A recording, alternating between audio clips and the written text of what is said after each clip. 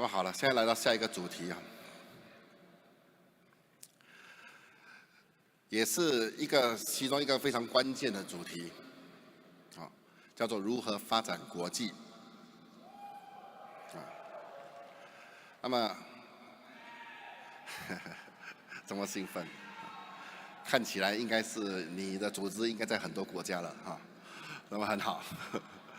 那么如何发展国际这个主题呢？其实听起来好像很简单，哦，而飞去那个国家就可以了呢，很简单嘛，哦，其实它里面还是有很多关键和技巧。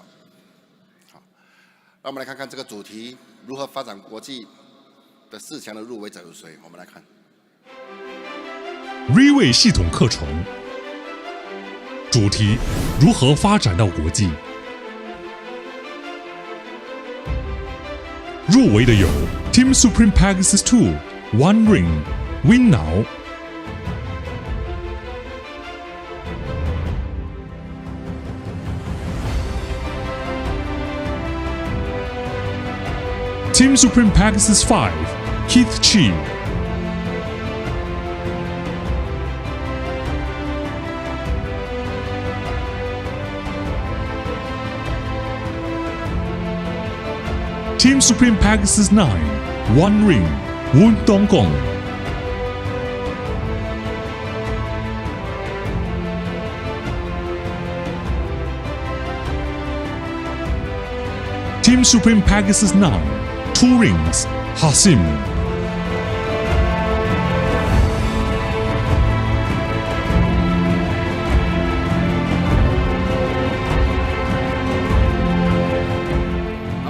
现在宣布，主题如何发展国际？Riway 国际的官方代表讲师是 Team Supreme Pegasus 9 Two Ring Pak Hasim。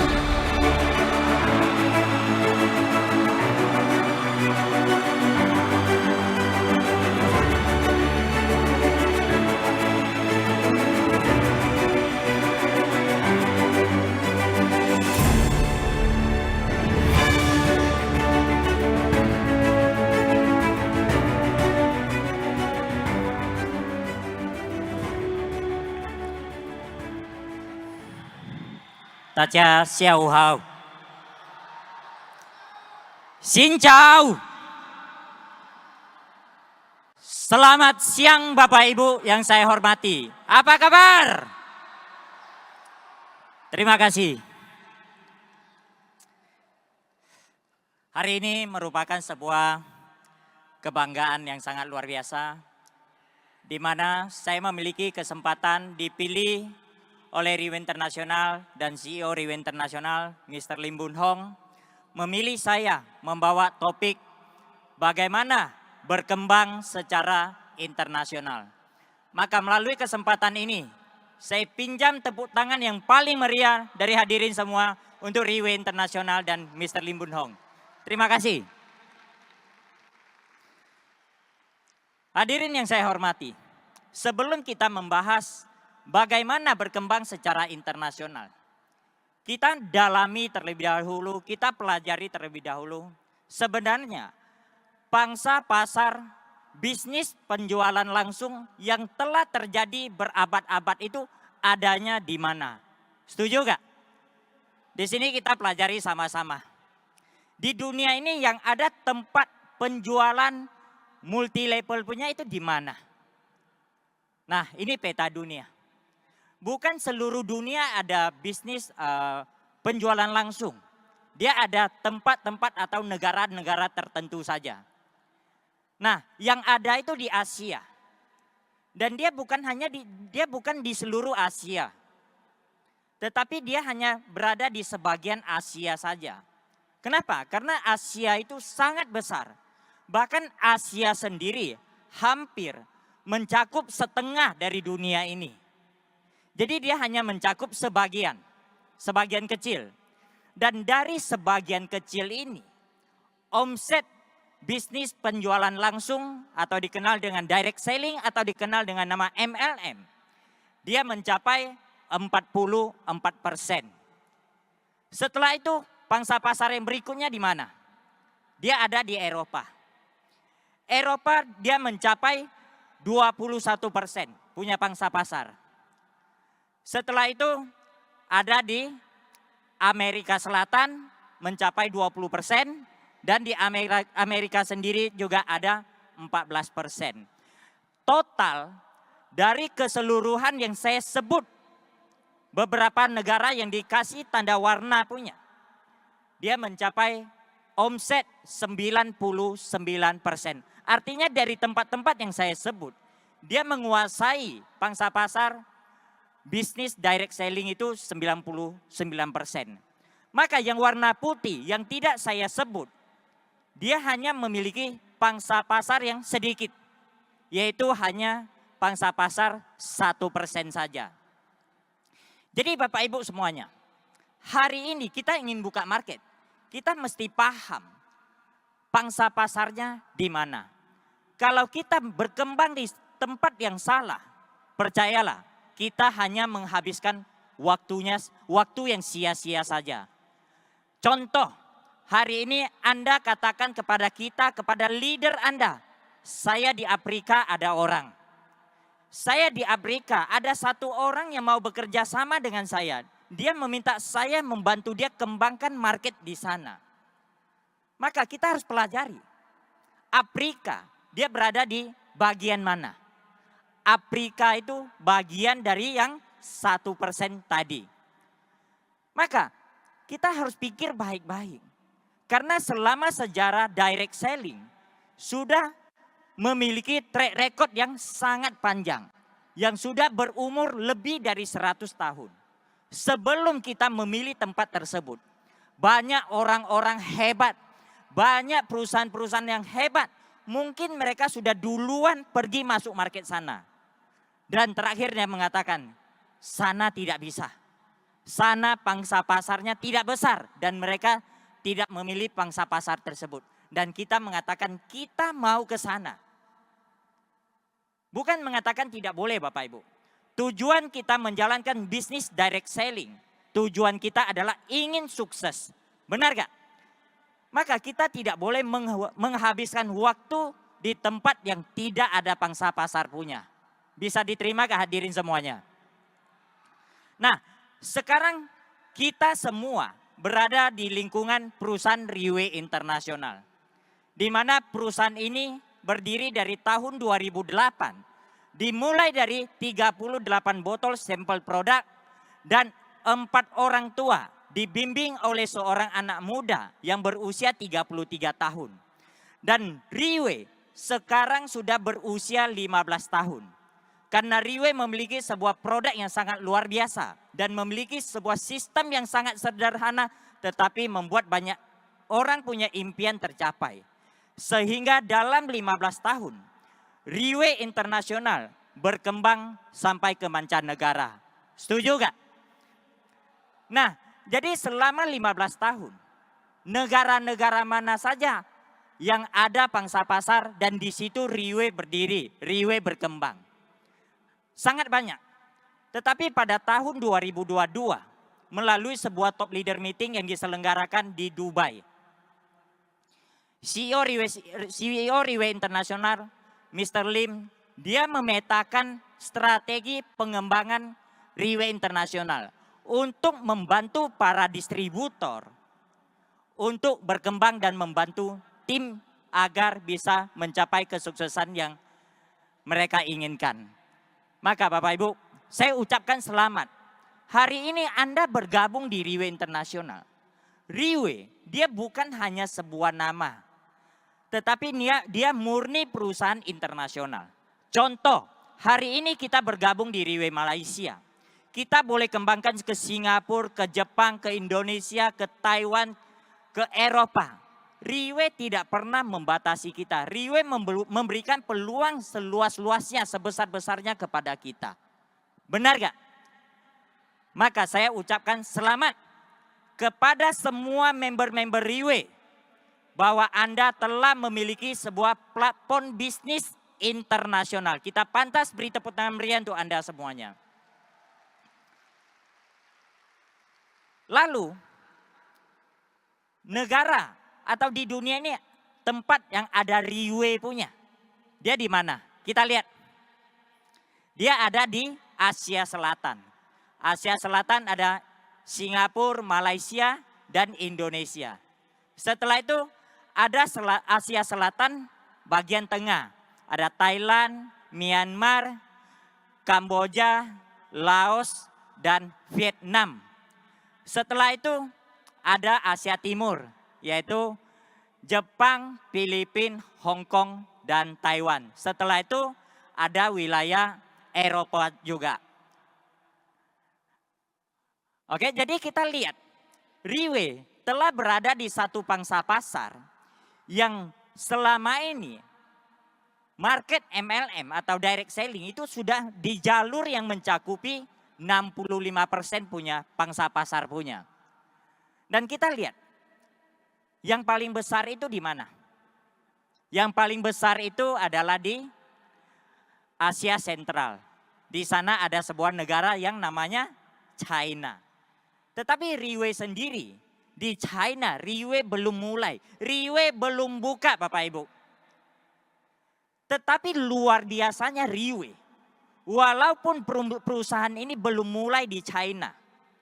Tetapi di China telah tercipta ratusan Pegasus Riway Internasional di sana. Kita pantas beri tepuk tangan yang paling meriah untuk Riway Internasional. Oke. Dan tentu saja hari ini kita ingin kembangkan internasional. Tujuan kita apa? Tujuan kita pasti ingin sukses. Ingin membangun sebuah tim yang besar. Bukan ingin ke sana sponsor 1-2 orang lalu pulang kita pamer ke tim kita. Wah, saya sudah punya member di luar negeri. Bukan. Kita ingin membangun sebuah tim yang besar yang bisa menciptakan hasil maksimal dan bisa membuat orang yang percaya dengan kita mencapai impian yang mereka inginkan. Benar gak Bapak Ibu semuanya? Nah, hari ini kita ingin sukses. Tentu saja ada hal-hal yang harus kita perbaiki, ada hal-hal yang harus kita benahi. Seperti kita sering mendengar di luar orang-orang hebat, orang-orang sukses yang mengatakan apa? Ada orang yang sukses, tidak ada bisnis yang sukses. Sebuah bisnis sukses atau tidak tergantung orang yang menjalankan bisnis tersebut.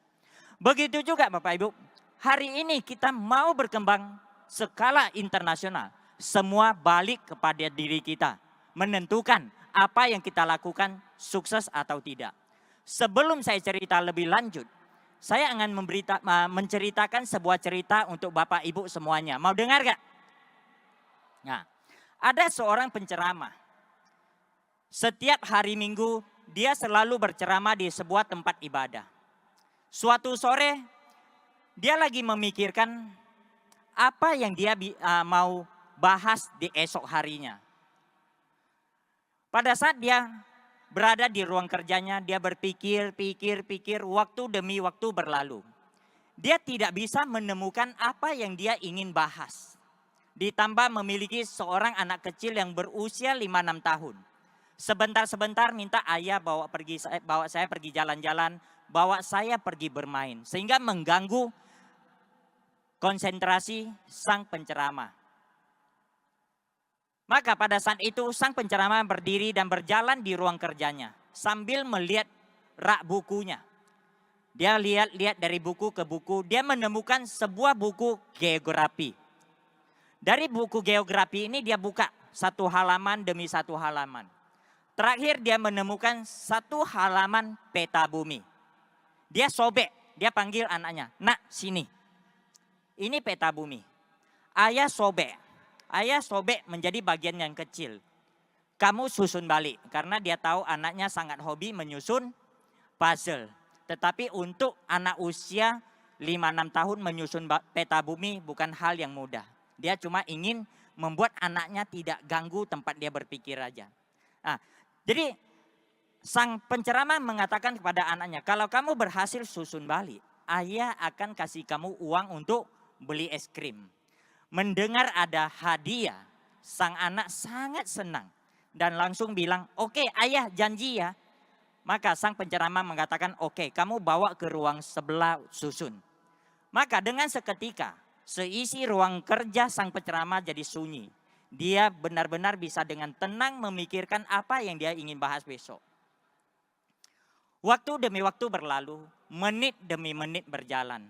Tanpa disadari, 30 menit berlalu. Tetapi sang penceramah tetap tidak bisa menemukan apa yang dia ingin bahas besok. Tiba-tiba dia mendengar suara anak kecil. Ayah, ayah saya sudah siap. Ayah, ayah saya sudah siap. Sang penceramah terkejut. Kok bisa seorang anak kecil bisa begitu cepat menyusun gambar peta bumi? Maka langsung spontan bertanya. Bagaimana, siapa yang membantu kamu susun? Sang anak dengan cepat menjawab, tidak ayah, saya susun sendiri. Sang penceramah makin penasaran lagi. Bagaimana kamu susun? Dia bilang, gini ayah. Pada saat ayah memperlihatkan kepada saya peta bumi, saya melihat di belakangnya ada gambar orang. Pada saat ayah merobek peta bumi, saya melihat gambar orang yang dirobek. Maka pada saat bawa ke ruang sebelah, semua gambar peta bumi yang tersobek saya putar balik menjadi bagian orang yang tersobek. Maka saya susun balik. Bagian orang ini menjadi sempurna. Setelah saya susun gambar orang ini selesai, saya putar balik, peta dunianya jadi. Nah, mendengar penjelasan seperti ini, sang penceramah sangat senang. Dia menemukan apa yang dia ingin bahas besok. Dia bergegas keluarkan dompet dan kasih uang kepada sang anak. Lalu dia menulis topik yang ingin dia bahas besok. Mau tahu gak topiknya apa? Dalam bahasa Mandarin bunyinya seperti ini. 把人类加以纠正，世界将会一片升平。Set the man right and the whole world will be right. Yang artinya Bapak Ibu, benahi manusianya, maka dunia akan damai sejahtera. Kenapa manusia dibenahi? Dunia akan damai sejahtera. Karena sumber permasalahan yang ada di dunia ini rata-rata dikarenakan manusia. Perkelahian bisa terjadi karena manusia. Peperangan bisa terjadi karena manusia. Jika manusia bisa dibenahi, maka dunia akan damai sejahtera. Hadirin semua, begitu juga hari ini kita cerita bisnis. Kita cerita internasional. Kalau diri kita, kekurangan kita bisa diperbaiki. Kelebihan kita bisa kita tingkatkan. Percayalah, sukses di pangsa pasar internasional adalah milik kita semuanya. Setuju gak Bapak Ibu semuanya?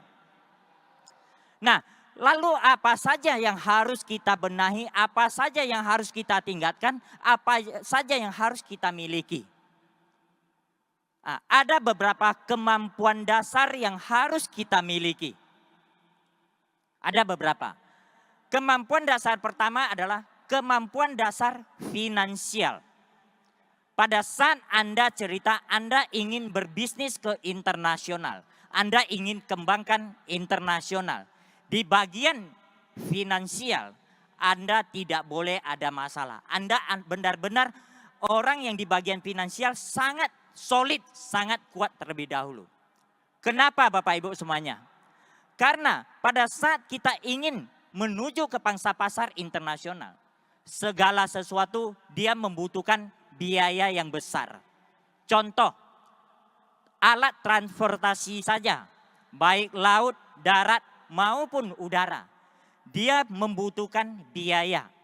Dan bukan kita pergi ke sana 1-2 kali setelah itu kita sukses. Enggak Bapak Ibu, dia harus bolak-balik dengan jangka waktu yang lama. Baru bisa membangun satu tim yang besar di sana. Maka dalam proses perjalanan bolak-balik ini dia memakan biaya yang besar. Ditambah lagi makan semua perlu uang. Tempat tinggal semua perlu uang. Bahkan ada masalah kita juga harus selesaikan. Harus keluarkan uang. Kita misalnya di tim kita ada masalah. Nah, di sini jangan salah persepsi. Bahwa kita bangun tim di tempat kita, di negara kita ada masalah. Keluar negeri tak ada masalah. Salah Bapak Ibu. Keluar negeri masalahnya lebih besar. Kenapa? Dari komunikasi, dari bahasa sudah menimbulkan masalah. Dan jika ada masalah kita tidak bisa selesaikan via telepon. Kita harus berangkat atau kita harus terbang ke sana. Duduk dengan mereka. Edukasi mereka, tuntun mereka. Masalah baru bisa selesai. Maka saran kita, hadirin semuanya. Kalau di tempat kita saja yang ada masalah kita bisa ketemu, kita selesaikan langsung. Dia tidak perlu biaya punya. Kita pun tidak sanggup membangun sebuah tim yang berjumlah 30 sampai 50 orang. Maka jangan berpikir internasional terlebih dahulu. Kasih sendiri untuk membenahi tempat kita sendiri dulu. Bangun sebuah tim dulu. Setelah terbentuk sebuah tim dan bisa menciptakan hasil, baru kita melangkah ke pangsa pasar internasional. Oke gak Bapak Ibu semuanya? Nah, dan apalagi jika diri kita di tempat kita sendiri, di negara kita sendiri, setiap hari masih membahas dinner sharing siapa yang bayar, hotel siapa yang bayar, tiket pesawat siapa yang bayar. Kalau kita memiliki sikap dan pola pikir seperti ini, jangan berpikir internasional terlebih dahulu.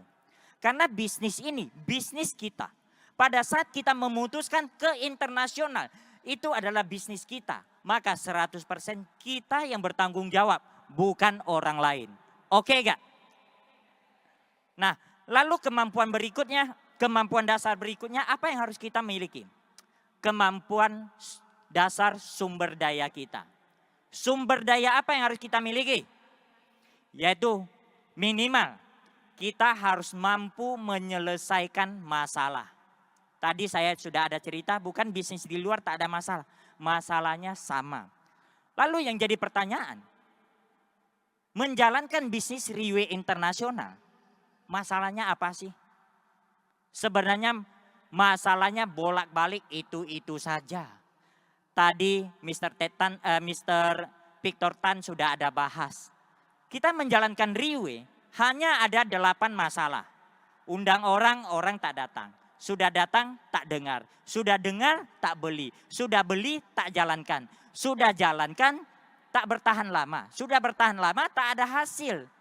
Benar gak? Yang kita inginkan bertahan lama dan ada hasil. Dan 8 masalah ini sebenarnya sudah diajarkan bagaimana menyelesaikannya.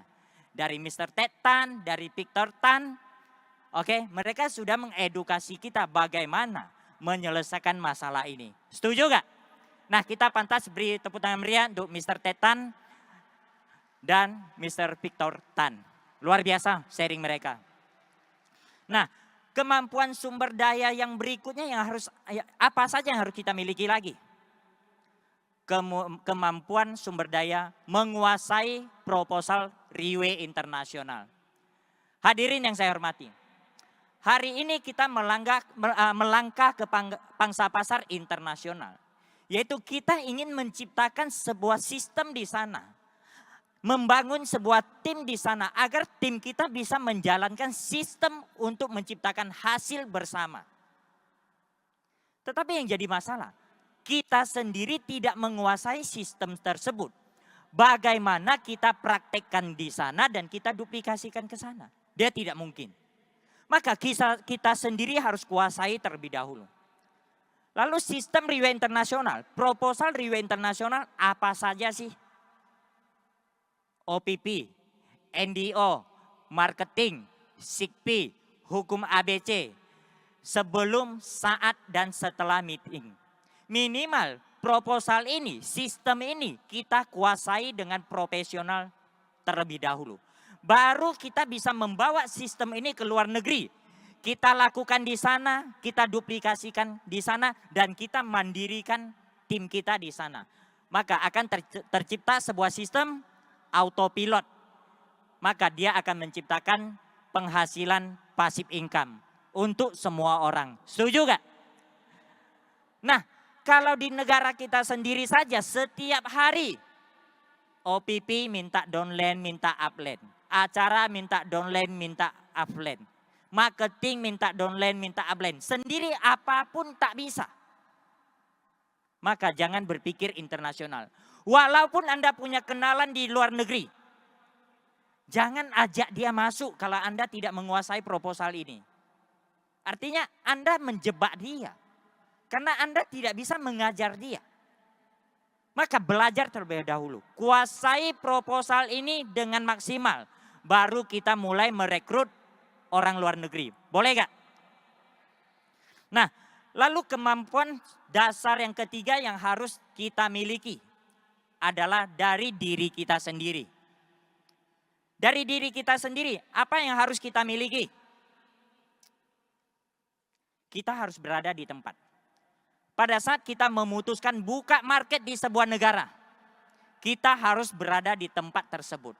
Berada sampai pada saat kita pulang, teman-teman kita di sana tidak merasakan kita meninggalkan mereka. Tetapi kalau kita buka pangsa pasar di sebuah negara, lama-lama baru datang sekali. Semua mengandalkan telepon. Kalau ini yang kita lakukan hadirin, kesuksesan yang kita inginkan hampir mendekati nol. Artinya apa? Hampir tidak mungkin untuk sukses. Anda ingin sukses, Anda harus berada di sana. Oke gak? Nah, yang berikut yang harus kita miliki pada saat kita memutuskan go internasional. Kita harus memposisikan diri kita sebagai seorang leader, bukan sebagai seorang follower lagi. Yaitu setiap keputusan dan tindakan harus bisa kita ambil sendiri. Kerja bukan diperintah oleh orang lain punya. Lalu sebagai seorang leader, apa yang harus kita miliki? Kita harus bisa membaca potensi dalam tim kita atau orang di sekeliling kita. Contoh, kita hari ini berada di sekumpulan orang yang berjumlah kurang lebih 10 orang. Kita harus bisa membaca potensi, punya insting yang kuat. Kira-kira yang lebih dominan, yang lebih potensi itu yang kita utamakan itu yang mana. Minimal kemampuan ini kita harus miliki terlebih dahulu. Lalu yang kedua, kita harus bisa menciptakan sebuah target untuk dicapai bersama-sama. Kita contoh target seperti apa pada saat kita ke sebuah negara misalnya.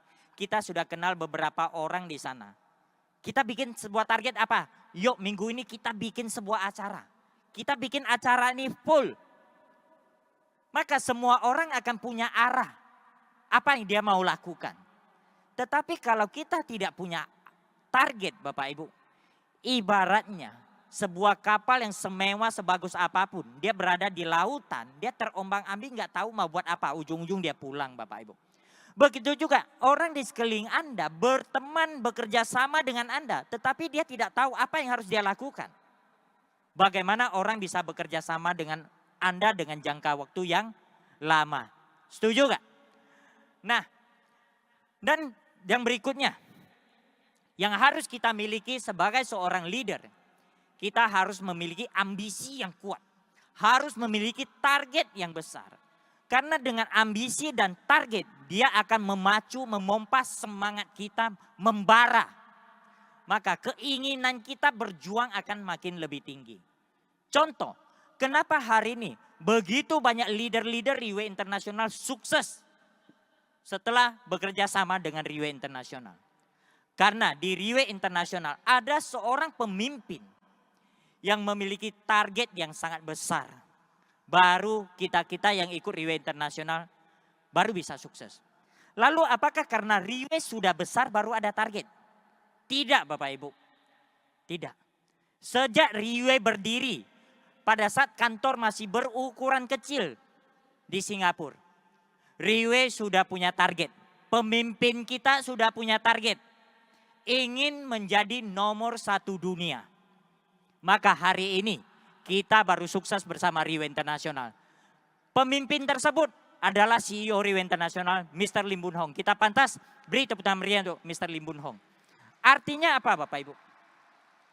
Jika hari ini pada saat kita melangkah ke pangsa pasar internasional, kita punya target yang besar.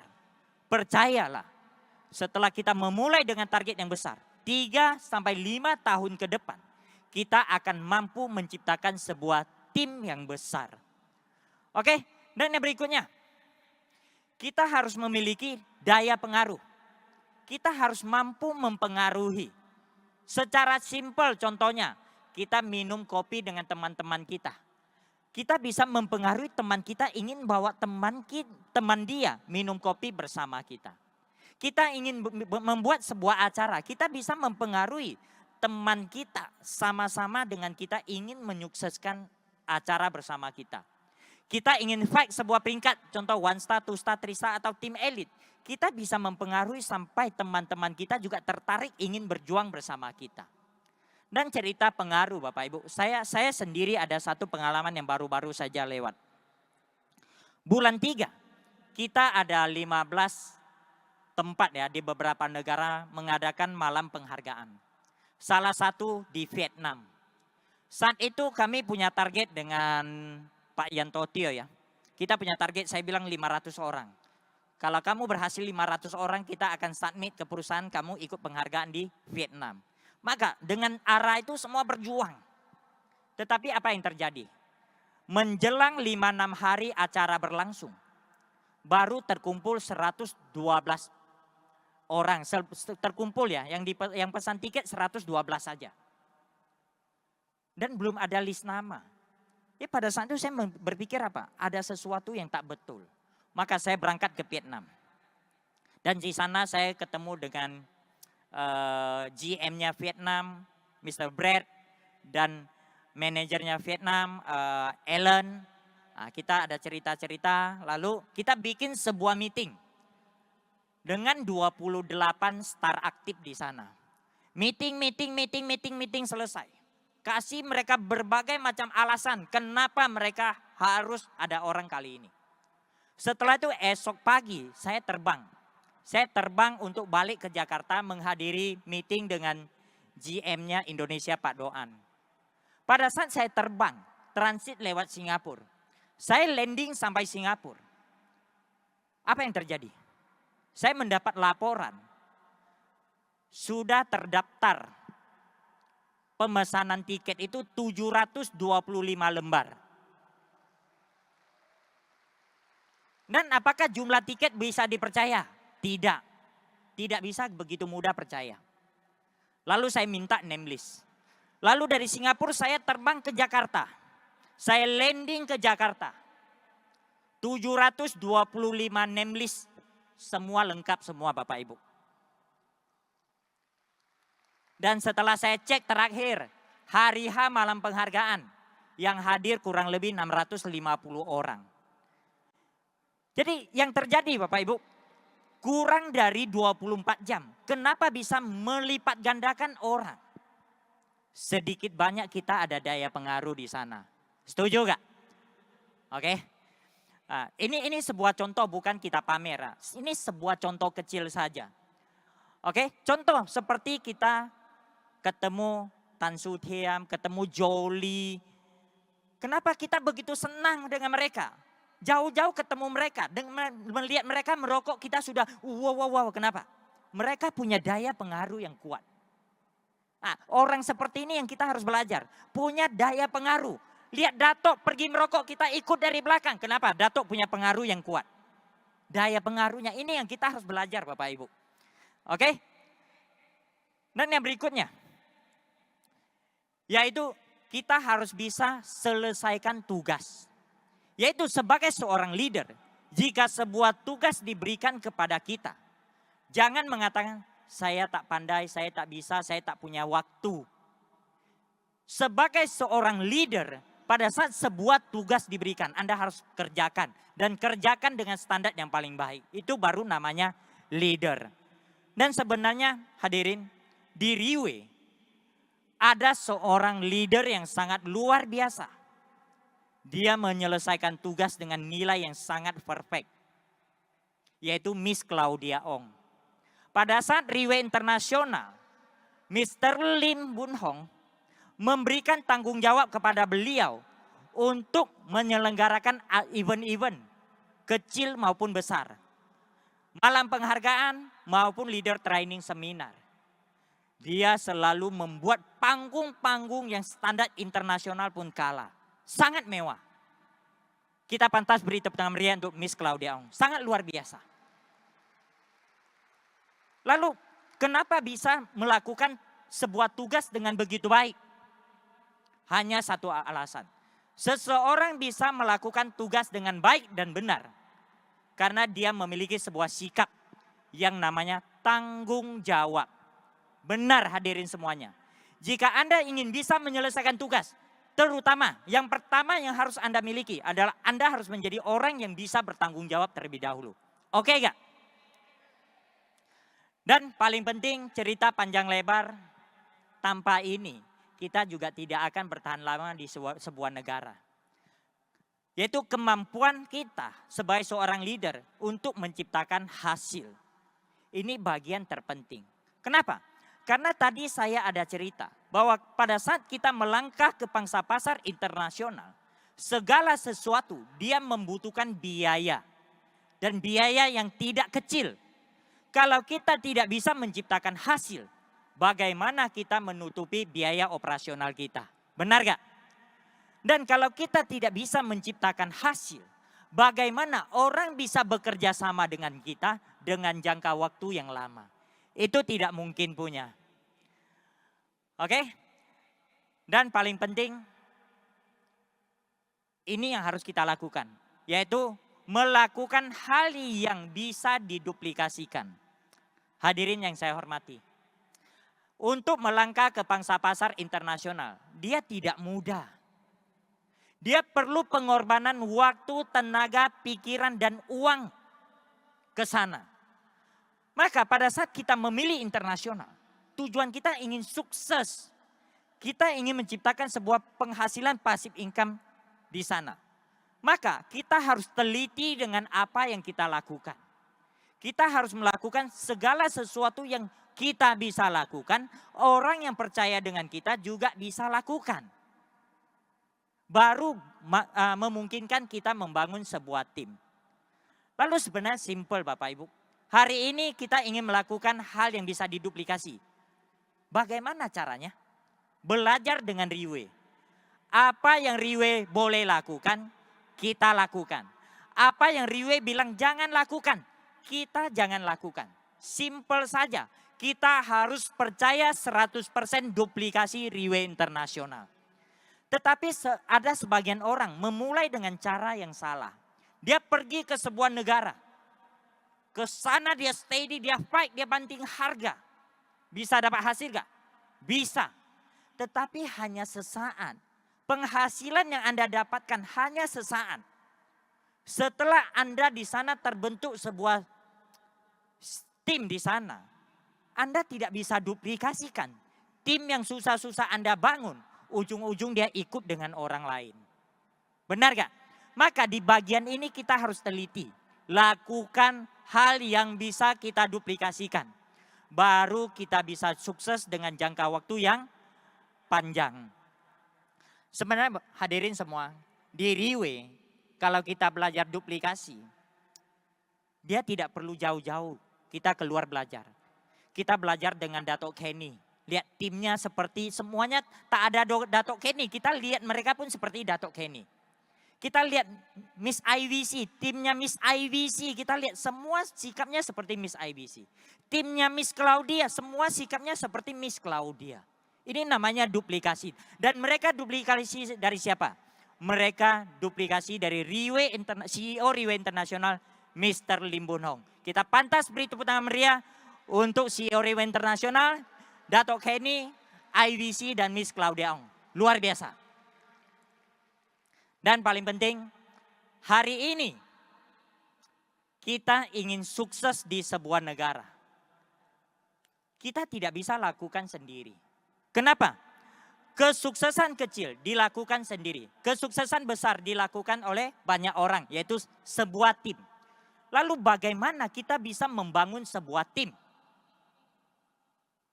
Kita harus memiliki sebuah sikap yang namanya lapang dada. Lalu bagaimana membuat diri kita berlapang dada? Hanya ada satu cara membuat kita berlapang dada. Yaitu masalah. Hanya masalah yang Anda hadapi bisa membuat Anda berlapang dada. Lalu apakah semua masalah bisa membuat Anda berlapang dada? Tidak. Tergantung bagaimana Anda perlakukan masalah.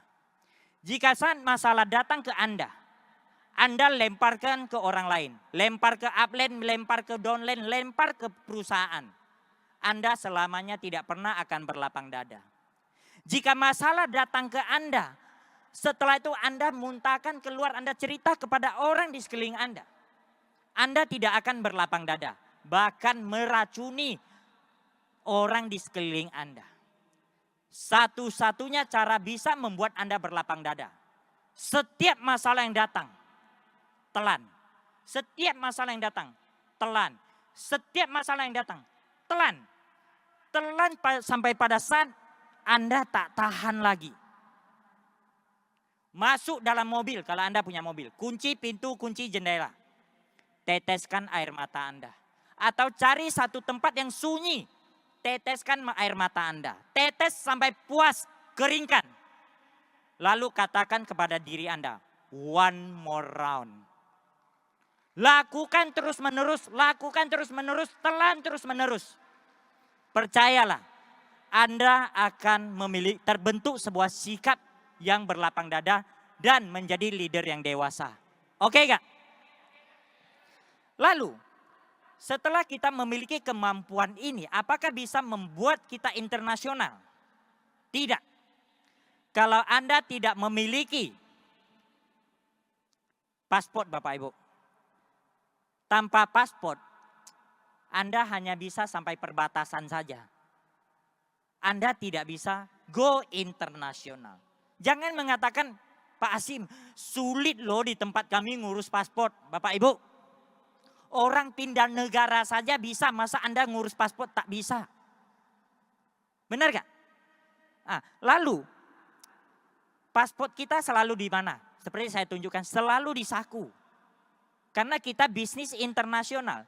Tetapi ada sebagian orang kita ngajak dia berangkat, yuk kita berangkat yuk. Wah, paspor saya gak bawa. Saya mesti pulang cari paspor saya. Gak tahu letak di mana, gak tahu di laci atau di brankas. Setelah dia pulang sampai rumah dia cek, paspornya sudah expired. Bapak Ibu, orang yang menyimpan paspor di laci atau di brankas itu orang bisnis konvensional. Dia tidak punya waktu yang banyak untuk keluar negeri. Tetapi kita hari ini bisnis freeway internasional Bapak Ibu. Kita belajar pun ke negara internasional, negara tetangga seperti hari ini Bapak Ibu. Maka paspor kita harus selalu dalam saku kita. Kalau tidak ada di saku, artinya paspor kita sudah hilang. Kita harus punya sikap seperti ini. Oke gak? Nah, lalu ada beberapa kriteria yang harus kita miliki. Kita harus menjadi orang yang sederhana dan nyaman. Kita harus menjadi orang yang sederhana dan nyaman. Sederhana sampai ke level gimana? Pada saat kita ingin ke sebuah negara misalnya. Dan negara sana tidak ada barang yang kita butuhkan. Kita pun bisa berkembang di sana. Kita pun bisa menyesuaikan diri di sana. Oke gak? Nah, tetapi ada sebagian orang dia tidak bisa. Pergi ke sana, panas, dia bilang terlalu panas. Dingin, dia bilang terlalu dingin. Makanan tak enak, dia bilang nanti saya ke sana bisa mati kelaparan. Makanan enak, dia bilang saya takut pergi sana makan terus nanti kolesterol saya naik. Bagi saya, orang yang memiliki sikap seperti ini adalah orang yang kalau bahasa sehari-hari kami sebut itu cerewet. Benar gak? Nah, kita tidak boleh memiliki sikap seperti ini. Kita ini berbisnis. Kita lagi berbisnis. Pada saat kita berbisnis ke sebuah tempat yang apapun yang kita inginkan tidak ada, tetapi ada pangsa pasar, kita bisa menyesuaikan diri. Tetapi ke sebuah tempat lagi, apa yang kita inginkan ada, tetapi dia tidak ada pangsa pasar. Kita pun tak mau pergi. Itu sikap dalam berbisnis. Lalu sederhana sampai level bagaimana Bapak Ibu? Sederhana sampai kita menggunakan koper cabin size, yaitu kecil saja. Dia pun bisa membuat kita bertahan hidup di sana, berkembang bisnis kita di sana. Tidak pulang, tidak apa-apa. Tetapi ada sebagian orang kita bilang, yuk kita ke negara sana buka tim, bangun tim. Dia bilang, saya belum siapkan koper. Sekali dia bawa koper pergi. Koper kecil, koper besar, semua dia bawa. Kayak orang mau pindah rumah Bapak Ibu. Kita mesti paham, kita berada di perusahaan Riway Internasional. Riway telah menciptakan sebuah sistem yang sangat simple, sangat sederhana. Maka kita harus menyesuaikan diri kita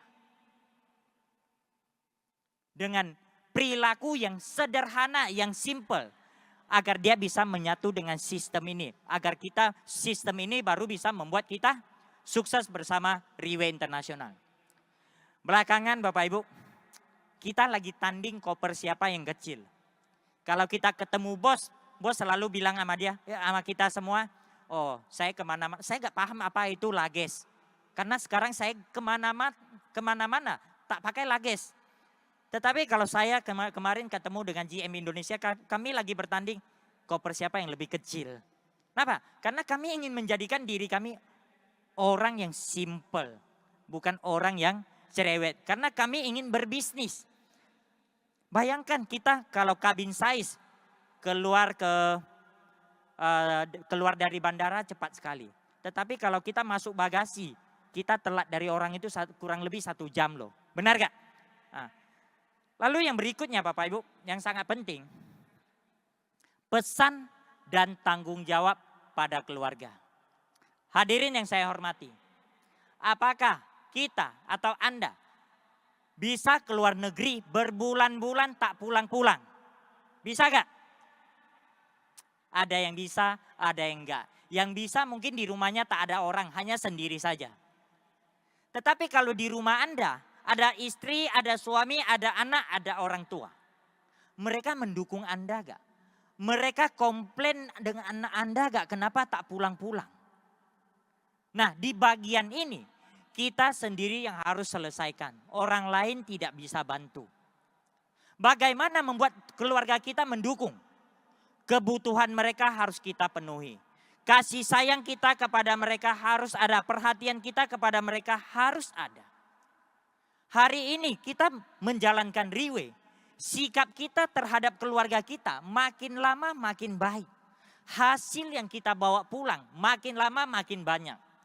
Keluarga kita mendukung kita gak? Dia 100% pasti mendukung. Tetapi kalau kita menjalankan Riway, sikap makin lama makin tak bagus. Hasil makin lama makin tak ada. Siapa yang mau mendukung kita? Setuju gak? Nah, jadi di sini sangat penting Bapak Ibu. Kita harus benar-benar sebagai seorang bagian keluarga yang bertanggung jawab. Agar mereka nyaman kepada kita terlebih dahulu. Percaya dengan kita. Tetapi yang jadi masalah hari ini adalah pada saat, contoh banyak orang ingin keluarganya dukung. Tetapi dia tidak bertanggung jawab. Dia bilang kepada keluarganya, saya ingin fight ke luar negeri. Saya ingin buka market di sana. Yang jadi pertanyaan, pada saat Anda sampai ke negara tersebut. Anda benar-benar lagi buka market atau lagi bermain? Ya gak? Lalu yang berikutnya. Pada saat Anda mengatakan Anda ingin ekonomi keluarga lebih baik. Anda ingin berjuang di luar. Yang jadi pertanyaannya, pada saat Anda pulang, Anda bawa hasil pulang atau bawa masalah pulang. Ini yang menentukan keluarga kita mendukung kita atau tidak. Sebenarnya kita menjalankan Riway Internasional. Untuk mendapatkan dukungan keluarga secara utuh, dia tidak susah.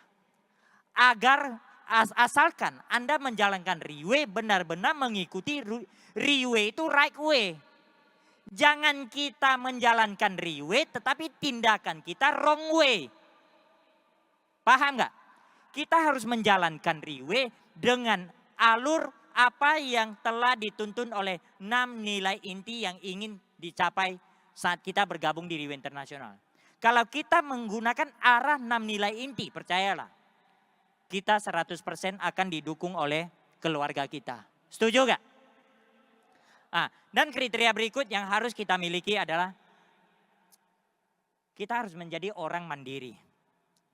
Yaitu segala sesuatu kita harus bisa lakukan. Tidak mengandalkan orang lain. Tetapi banyak orang nggak bisa. Pesan tiket tak pandai, pesan hotel tak pandai, pesan mobil tak pandai. Bahkan luggage pun harus diisiin. Ya kan? Kadang-kadang ada sebagian orang kalau tak ada orang yang bantu dia, ibaratnya dia kehilangan kaki dan tangan. Kita ingin berbisnis internasional, kita harus benar-benar mandiri. Apapun kita bisa lakukan sendiri. Tetapi ada sebagian orang dia tidak bisa. Dia mau pergi ke satu tempat, dia takut. Dia takut kena culik. Kadang-kadang kita terlalu meninggikan nilai diri kita. Mr. Lim yang begitu sukses saja, kemana-mana sendiri dia tidak takut diculik. Benar gak? Tetapi kita mesti paham hari ini hadirin, kita menjalankan bisnis Riway Internasional. Tempat-tempat kita di mana? Tempat kita adalah dari bandara ke bandara, dari hotel ke hotel, dari restoran ke restoran. Itu adalah tempat yang aman. Apa yang kita takutkan? Tetapi kalau misalnya kita pergi ke dunia malam, itu bukan bagian menjalankan Riway. Anda sengaja pergi cari resiko. Maka Anda yang harus bertanggung jawab. Anda tidak boleh masuk ke dalam bagian Riway Internasional. Oke? Jadi Bapak Ibu, bagaimana membuat kita mandiri? Kita sendiri punya mental harus kita latih terlebih dahulu. Kita harus punya mental yang kuat. Mental seperti apa? Seperti kucing liar. Kucing itu ada dua macam. Satu kucing piaraan yang makanannya dibeliin, bulunya tiap hari dielus, disisir, dikasih leben. Satu lagi, kucing liar, dia mau makan harus berantem dengan kucing liar di luar, yang menang baru dapat makan. Jika kedua kucing ini dilepas keluar, kucing mana yang dapat makan? Kucing liar. Kucing piaraan dingeong sebentar dia sudah lari, tunggang langgang nggak tahu kemana. Artinya apa Bapak Ibu? Pada saat kita ingin ke sebuah negara buka market, mental kita harus kuat. Jangan ditolak sedikit, pulang rumah ngeluh di tim Anda, negara sana tak boleh, orang sana gini gitu. Nanti di sana dimarah orang sedikit, Anda menangis berhari-hari lalu tak mau pergi lagi ke sana. Di PHP orang sebentar sudah bilang saya tak mau lagi ke negara itu. Artinya itu mental kucing piaraan Bapak Ibu. Anda kalau memiliki sikap seperti ini tidak mungkin sukses. Anda harus punya mental yang kuat. Walaupun orang yang Anda kenal di sana, mereka tidak mendukung Anda. Hanya sisa Anda sendiri. Anda tetap bisa bertahan di sana dan berkembang di sana. Oke gak? Nah, dan kriteria berikutnya adalah cepat beradaptasi dengan lokal. Nenek moyang kita mengajarkan apa? Di mana bumi dipijak, di situ langit dijunjung. Artinya di mana kita berada, kita harus menyesuaikan diri kita di sana. Bukan meminta orang menyesuaikan diri dengan kita. Setuju gak? Seperti air Bapak Ibu, pada saat air mengalir dia tidak melihat wadahnya bagaimana. Yang penting dia mengalir aja. Wadahnya bagaimana dia tetap bisa menyesuaikan diri. Ini yang harus kita punya sebagai seorang yang ingin berkembang di pangsa pasar internasional. Lalu setelah kita memiliki kriteria dan kemampuan ini, kita baru membahas mengapa internasional. Alasan internasional yang pertama, jelas pangsa pasar atau market pasti lebih besar. Contoh dalam berbisnis, kita buka di satu kota. Pada saat di satu kota, kita berhasil, target kita ke kota besar. Setelah kota besar berhasil, kita target apa? Luar negeri, kita ekspor. Kenapa? Karena luar negeri pangsa pasar lebih besar. Yang kedua, alasannya adalah profil kita lebih tinggi. Profil kita lebih tinggi. Yaitu contoh kadang-kadang kita mengajak orang, yuk kita buka pangsa pasar luar negeri yuk. Mereka tak mau. Mereka memberikan alasan apa? Nanti tim saya, kalau tak ada saya dia tak bisa jalankan. Tim ini bisa mati. Boleh kita berpikir seperti ini. Tetapi yang harus kita pahami, sebuah tim kalau kita tidak tinggalkan mereka agar mereka mandiri, nilai diri kita dalam tim itu, kekuatan kita makin lama makin hilang. Kita makin sulit untuk mempengaruhi mereka. Tetapi pada saat kita berangkat ke sebuah negara, Kita bangun sebuah tim walaupun belum banyak orang. Ada beberapa orang yang percaya dengan Anda. Anda pulang ke tim Anda yang lama. Mereka akan menilai apa? Oh, ternyata upline saya selama ini tidak hanya bicara doang. Ternyata tanpa kita dia juga bisa berkembang. Maka ke depan kita mengedukasi mereka akan lebih mudah untuk mereka mendengar kita. Wibawa kita di tim lebih bernilai. Oke gak hadirin semuanya? Dan yang berikutnya adalah mengurangi resiko. Memang selama ini kita mengatakan menjalankan Riway Internasional tidak ada resiko. Tetapi hari ini yang saya bahas adalah resiko di luar kendali kita punya. Contoh, Myanmar merupakan sebuah negara yang para leadernya sangat hebat. Dengan jangka waktu yang sangat singkat menciptakan hasil yang sangat tinggi. Tetapi tahun 2021, tiba-tiba pemerintahan Myanmar mengeluarkan sebuah aturan. Bisnis networking tidak boleh ada di Myanmar. Kalau Anda yang buka market di Myanmar dan hanya di tempat itu saja, apa yang terjadi? Anda setiap hari akan menghadapi berbagai macam masalah berbagai macam pertanyaan tentang masalah ini. Dan akan membuat Anda sangat stres. Atau tiba-tiba kita, contoh di Malaysia atau Singapura, ada seorang reporter yang nggak tahu dari mana. Dia menulis sebuah berita di majalah itu keluar. Contoh menjelekkan Riway atau produk kita misalnya. Dan Anda hanya di Malaysia saja misalnya. Maka apa yang terjadi? Setiap hari Anda akan dengan tim Anda membahas masalah itu. Makin bahas makin kacau.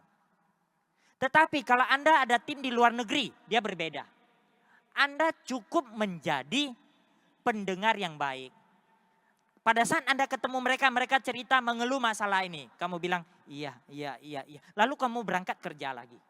Lalu kamu pulang dengar dia cerita lagi. Iya. Nanti kamu berangkat lagi. Kamu pulang lagi dengar mereka cerita. Mereka akan bilang apa? Kamu enak loh. Punya tim di luar negeri. Ada masalah seperti ini. Kamu tetap ada hasil, tetap berkembang. Kami ini tak bisa buat apa-apa. Tanpa disadari. Juga di sini kita lagi mengingatkan pada mereka. Kenapa harus ekspansi? Kenapa harus berkembang internasional? Karena Riway memberikan kesempatan kepada kita untuk mengurangi resiko. Sebenarnya contohnya simple. Apakah kita berkembang secara internasional bisa mengurangi resiko? Kita lihat dari Riway Internasional. Riway Internasional setiap hari menghadapi berbagai macam masalah dari berbagai negara. Tetapi kenapa Riway tetap berkembang pesat? Karena satu negara ada masalah, negara lain terus berkembang. Negara lain ada masalah, negara lain terus berkembang. Pada saat Riway balik menyelesaikan masalah yang pertama, masalah itu sudah mulai hilang. Setuju gak? Ini alasan kenapa Riway berkembang begitu pesat. Kita pantas beri tepuk tangan meriah untuk Riway Internasional. Lalu, di bisnis konvensional, kita selalu mendengar senior-senior mengajar kita, mengingatkan kita. Telur jangan letak di satu keranjang. Kalau pecah satu, pecah semuanya. Maka dulu saya di bisnis konvensional, saya melihat apa yang mereka katakan benar. Oh, toko berarti tidak boleh buka satu saja. Contoh saya buka di shopping. Kalau saya buka di shopping ini dia sepi, saya makan apa? Lalu saya mulai kembangkan. Ada toko, ada shopping saya buka, ada shopping saya buka, ada shopping saya buka. Sampai semua shopping center di Batam saya buka. Yang jadi masalah adalah setiap kita ekspansi, dia memakan modal yang sangat-sangat besar. Tetapi setelah saya mengenal Riway Internasional, saya sangat senang Bapak Ibu. Ini baru bisnis yang benar. Ini baru cara ekspansi yang benar. Pada saat saya mengenal Riway Internasional, saya mulai jalankan. Saya mau ekspansi ke sebuah kota atau ke sebuah negara. Saya tidak perlu menanam modal yang besar. Saya hanya perlu beli tiket pesawat, pesan hotel, dan biaya makan di sana saja. Tanpa disadari, bisnis ini bisa membawa saya berkembang nasional sampai internasional. Kita pantas beri tepuk tangan meriah untuk Riway Internasional. Ini yang mengurangi resiko bisnis kita Bapak Ibu. Riway menurut saya adalah pilihan yang paling tepat. Dan yang berikutnya adalah wawasan kita lebih luas. Di dalam NDO 4 kriteria, di dalam dipesankan apa? Selain penampilan rapi, wawasan kita harus luas. Tetapi yang jadi masalah, kita setiap hari berada di lingkungan itu saja. Apa yang kita paham, tim kita paham. Apa yang kita dengar, tim kita dengar. Apa yang kita lihat, tim kita lihat juga. Bagaimana wawasan kita bisa lebih luas dari mereka? Tetapi kalau Anda ekspansi ke luar negara, Anda menempuh perjalanan yang jauh. Apa yang Anda lihat, Anda dengar, Anda belajar akan lebih banyak dibandingkan mereka. Setuju gak? Seperti dalam ada sebuah kata-kata yang bunyinya seperti ini. Tuan Jian Su, Puru Xing Wan Li Lu. Artinya apa? Menempuh perjalanan puluhan ribu mil lebih memiliki nilai dibandingkan kita membaca puluhan ribu buku. Kenapa? Karena pada saat kita menempuh perjalanan puluhan ribu mil, kita bersentuhan langsung, kita alami langsung, maka pengalaman yang kita dapatkan lebih banyak. Paham gak hadirin semuanya? Nah, oke, dan yang berikutnya adalah level kita lebih tinggi. Nah, standar kita lebih tinggi. Contoh gini, kita berada di sebuah lingkungan atau sebuah tim yang mereka hanya di situ-situ saja. Hanya di tempat itu saja. Tetapi Anda punya tim. Seperti Mr. Jolie, dia punya tim. Ada di Indonesia, ada di Singapura, ada di Malaysia, ada di Jepang, ada di Taiwan, ada di Hong Kong, ada di Eropa. Kita ketemu Mr. Jolie. Dia ibaratnya tinggi kali dibandingkan dengan kita. Kenapa? Levelnya tinggi. Kenapa? Dia bisnis internasional. Ini yang kita dapatkan sebuah nilai yang tidak bisa dibeli dengan uang Bapak Ibu semuanya. Lalu setelah kita sudah paham kemampuan yang harus dimiliki, lalu kriteria yang harus dimiliki, lalu mengapa internasional, apakah bisa menjamin kita sukses? Tidak hadirin semuanya.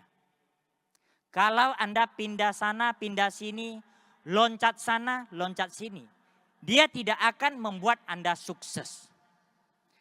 Anda ingin sukses, hanya satu cara, menetapkan tempat, yaitu fokus. Bapak Ibu pernah dengar gak tetesan air bisa memecahkan batu? Pernah dengar gak? Kenapa? Karena dia fokus. Cahaya matahari bisa membakar kertas. Kenapa? Karena ada kaca pembesar. Tetapi kalau kaca pembesar ini goyang terus, bisa bakar gak? Dia tidak bisa bakar. Kenapa bisa bakar? Dia fokus. Lalu, berapa tempat yang kita tetapkan? Maksimum 2. Pada saat saya mengatakan 2, banyak yang tanya kepada saya, Pak Hasim, kenapa Riway Internasional banyak? Sebenarnya Riway Internasional tidak pernah melarang kita buka tempat yang banyak. Yang jadi pertanyaan, kita siap gak? Buka 2 tempat saja, banyak orang lihat anaknya panjang, gak pernah lihat anaknya tinggi. Apalagi banyak tempat. Setuju gak? Dan menetapkan tempat, membuktikan sukses. 2008 ada seorang anak muda memulai di sebuah negara yang peta dunianya mau lihat harus pakai zoom beberapa kali baru nampak negaranya. Saat itu ada satu orang yang percaya dengan dia di Penang.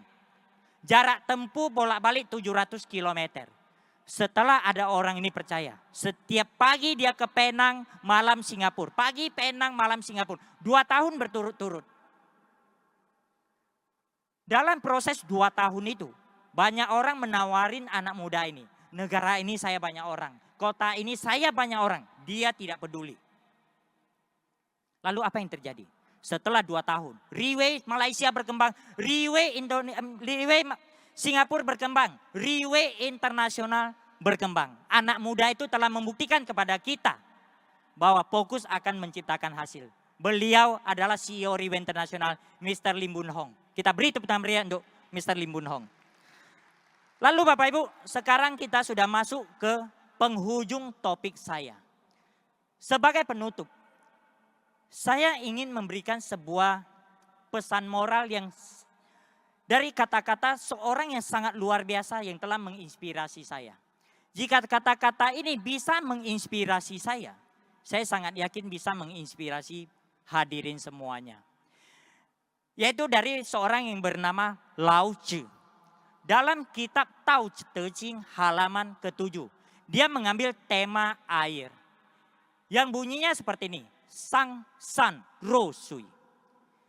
Di dalam ada sepenggal kata. Sui san li wan u er bu zhen chu zhong ren zhe suo u. Yang artinya air memiliki sebuah sikap yang sangat mulia. Dia selalu menyesuaikan diri, tidak pernah meminta untuk disesuaikan. Dan air berguna untuk puluhan ribu macam kebutuhan di dunia ini. Tetapi dia tidak pernah meminta balasan. Dan yang lebih luar biasa, dia rela mengotori dirinya untuk membersihkan orang lain. Pada saat Anda mandi, badan Anda kotor. Anda mandi jadi bersih, air jadi kotor. Tetapi Anda buka keran air, dia tetap kasih Anda bersih. Kaki Anda keinjak kotoran, Anda cuci pakai air. Airnya kotor, kaki Anda bersih. Tetapi dia tidak pernah membalas kita. Pesan moral ini memberitahukan kepada kita apa? Pada saat kita ingin berkembang di sebuah negara, dimanapun kita pergi, jadikanlah diri kita orang yang gampang menyesuaikan diri. Orang yang rendah hati, orang yang tidak sombong, orang yang jujur, orang yang tidak pernah meminta balasan apapun atas kebaikan yang kita berikan. Percayalah, kalau kita membawa sikap ini, kemanapun kita dikelilingi banyak teman. Maka makin banyak teman, maka peluang kita makin terbuka lebar. Oke gak hadirin semuanya? Oke, jadi kurang lebih topik saya hari ini bagaimana berkembang secara internasional sampai di sini. Semoga bisa bermanfaat untuk para hadirin semuanya. Saya doakan semuanya sehat selalu dan sukses selalu. Sekian, terima kasih, selamat sore semuanya.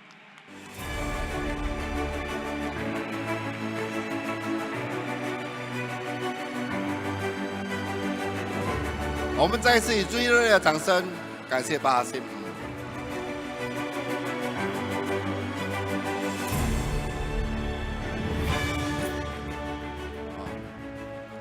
所以巴哈辛分享完后呢，我觉得哇更难，为什么难呢？因为比如说你是日本人，好，他必须要翻译的人必须要从印尼文翻去中文，然后过后。 日本的翻译就从那个中文翻译去日文，所以你可以想象，从这一边到这边卡，从这边到这边又卡，他听到的东西有可能只是20%。这就是为什么 VV 要用中文为媒介的原因。其实我们用什么语言，我们选择用什么语言，除了我会讲以外。 那个国家崛起也是很重要，对不对啊？啊，今天我们去到欧洲，我们去到东南亚，我们去到任何一个地方都有华人，是不是啊？啊，我们要找华人翻译比较容易。今天如果你的语言没有这么的国际化，那么要付出的代价，当然我们要去到全世界，肯定有一定的挑战的。 就说不是做VV而已，你做任何一个行业，如果你要把你的生意做到全世界，那么语言是其中一个很重要的关键，是不是？好，所以不管怎么样，我们再一次的感谢那些外语的伙伴，那么这么的支持，这么的爱戴VV。那么各位想不想做到全世界？ 想不想做到全世界？不过刚才如果你听得懂巴哈辛所分享的东西的话，你就知道其实它并不是你想象中这么的简单。好，不是你有一本 passport 你就可以飞了，你飞了过后你就可以做得起来。啊，里面还是有很多技巧，很多关键性的东西你必须要注意的。上一个培训会，就是我的一个。 巡回演讲就是我谈了本钱、本能和本人3本。那么讲到钱，少钱有少钱的做法，你有钱有钱的做法。记得当初我在中国大陆开始做直销的时候，那么我一个人去到香港，怎么去中国我都不知道。那么用我的那个10%的广东话，在香港问路怎么去中国。哦，原来可以坐车过去深圳啊，就租了一辆车去深圳。那么到了中国很开心，我终于到中国了。啊，那时也是一个人，当时也非常的天真，以为人在那边就可以了。好，不过确实我就是这样天真当时。那么就一个人在中国里面混了2、3年。当时身上有没有钱？没钱，不但没钱，还一屁股债。就是我在最后一家直销公司出来的时候呢，就一屁股债，然后一个人就准备，就是做国际，所谓的想要做到全世界。所以我可能可以分享一下我没钱的时候是怎么样做国际的。好，那么第一，住宿是一个问题。transport 什么？交通是一个问题，对不对啊？单你飞去飞回就已经有一定的数目了，单飞机票就是一个问题。当时我们做的直销公司并不是好像 VV 这样的，你知道吗？这样好赚的没有的嘞。你组织就算很大，你也未必赚到钱的，你们知道吗？所以当然我们从别的公司的错误中学习，所以今天 VV 是对的，对不对啊？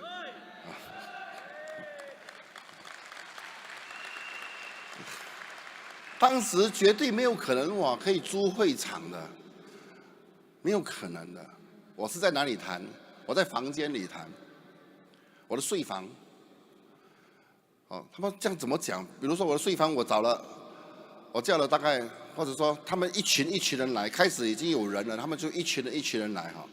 那么比如说一次进来的一场20多人，那么我们以前的睡房不是总统套房的，你懂吗？就真的是一个房间一个床而已，就是很小的一个空间而已。不过我只要一个窗口就够了。一窗口是什么做的？玻璃做的，对不对啊？那白天它就可以变白板了。所以我的白板都是窗口。所以我的口袋里面以前这边呢，肯定是有一支 marker pen。所以一拉开窗帘 ，marker pen 一拿出来。就谈 plan 了。我告诉你，你不要开玩笑。这个刚开始 VV 的时候，我也是这样做的。刚开始 VV 马来西亚是在哪里开始？就在一个地方叫做大三角这个小镇。但是我 sponsor Simon 是谁 ？Simon 是这边1半的人以上的大上线。当时我接触他的时候呢，他口袋只有10块钱，需要用多1个星期的。孩子当时8岁，口袋只有10块钱，拿着一个水壶，绑着一个领带，绑得很紧，整身汗，还是绑着。我就说，Simon，叫人来我谈，我帮你谈。他说没问题，他就叫人了，他就说他带人来了哦，老板去哪里谈？我房间啊，房间，对他来了，你叫了几个人？5个人，上来，跟他讲几号。他上来了过后，我就坐在那边聊了过后，突然间我站起来，拉开窗帘，marker pen 拿出来，我就开始谈了。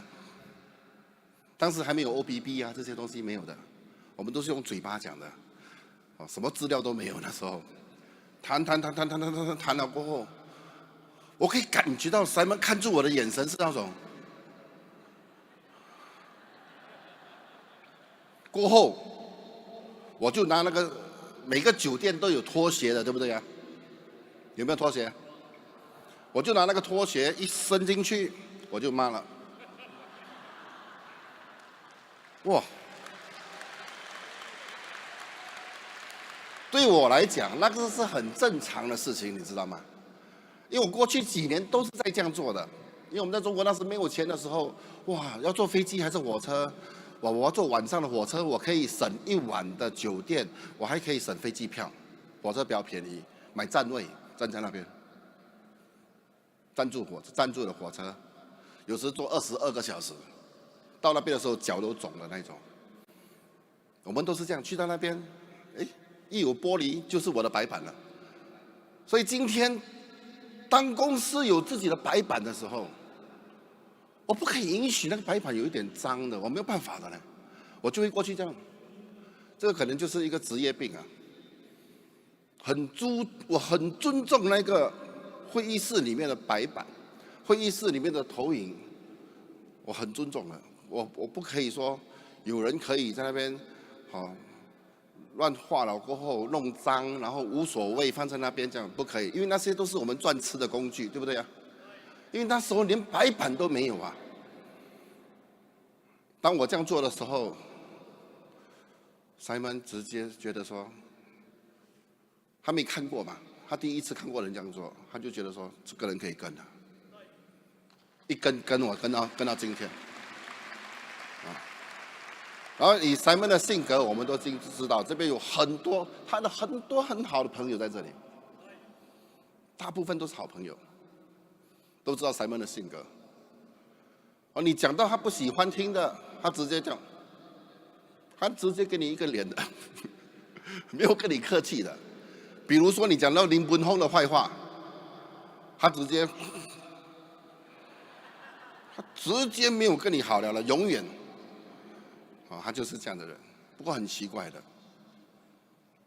我讲什么他都觉得是对的，我自己都觉得奇怪，有时候。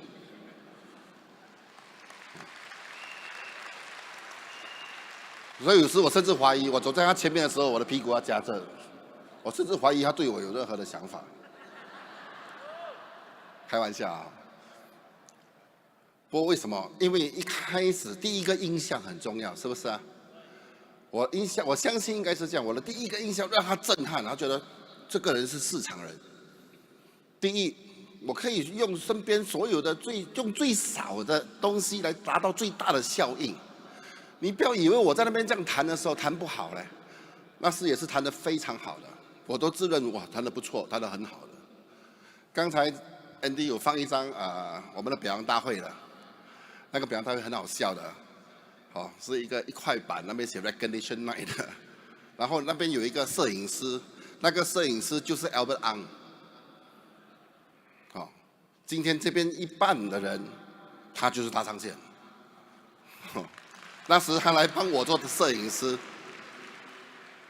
那一天你看到那个照片，他只是三排的人，其实那天就只是3排的人。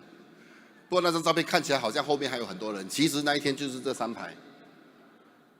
我记得那场表演大会，我讲了1个小时半。那一场，我去15年来到今天，我觉得那一场我谈得最好。